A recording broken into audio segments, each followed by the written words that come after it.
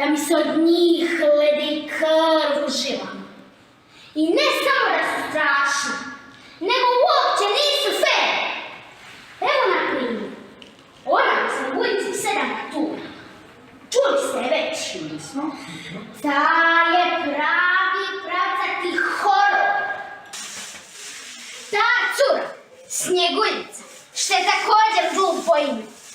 Ja nikad nisam srela niti jednu curu koja se zove Snjeguljica. Prvo jedna zla kraljica zapovjedi jednom lovcu da jednu mladu curu odvede u šumi i da je tamo ubije i da joj izvadi pluća jetra. Hej, pluća jetra! Pa ta kraljica je monstru i kanibal! I ima znate što? Bilo bi joj 100 puta bolje da je onaj lovac ubio nego da je kasnije morala ritati kao rob sedmorici patuljaka.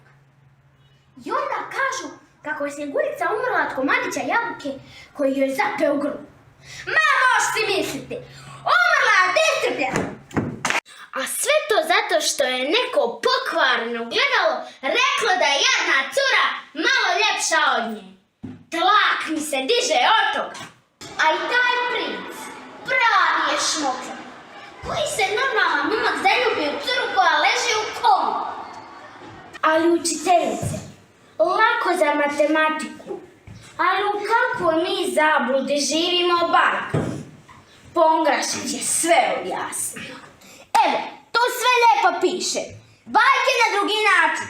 I Snjeguljica, i Trnoružica, i Mala sirena, sve!